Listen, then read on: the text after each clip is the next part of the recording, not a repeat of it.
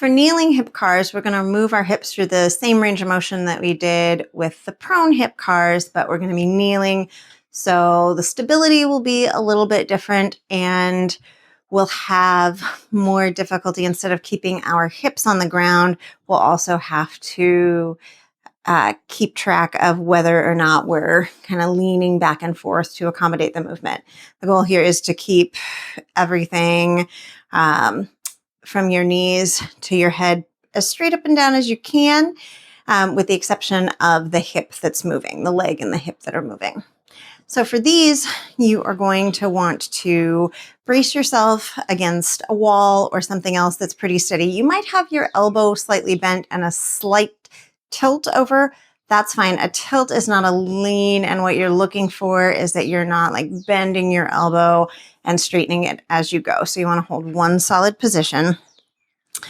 You'll shift your weight over. So this time I'm going to use my right leg as my moving side. So I'm going to shift my weight over to my left. I'm going to pick up that hip and raise as much as I can. You can see that my elbow bent, but it's going to stay here. Once I get to the point where I have to rotate, I'm going to turn my foot down. I'm keeping my hips pointed forward, and then I'm going to bring it here. Set it down, and then to go back, my elbow is still bent in the position that it was. I'm going to lift.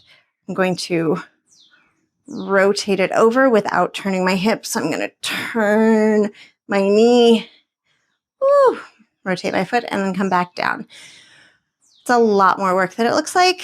Take it easy on yourself. Move as slowly as you can and as much as you can, while still keeping it in control, which might be a pretty small movement. That's okay. If you need extra height for this, you can kneel on a bench or a chair or a couch or something that lets you get a little more clearance. Even a couple of books or a step would be fine.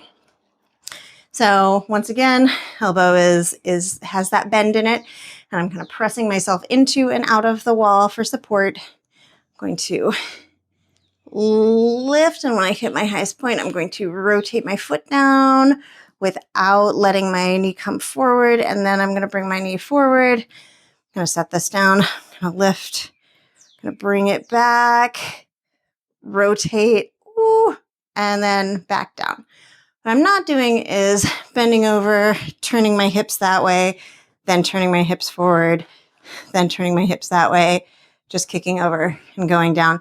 I'm also not moving my hips back and my knee or my foot forward as I do that twist. I'm trying to keep everything in the same plane. So my knee stays here. I just rotate and then bring it forward.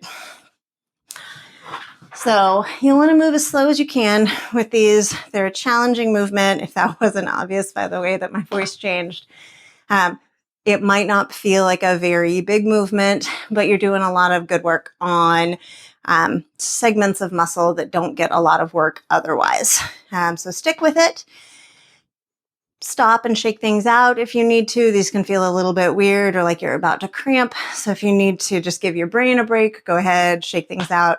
You can also split up your sets. So if you have a set of 10, do like 5 on your left side, 5 on your right side, 5 on your left side, 5 on your right side, and split it up so that you don't get stuck in kind of a will I cramp feedback loop or anything like that. All right, those are kneeling hip CARs. Now you try.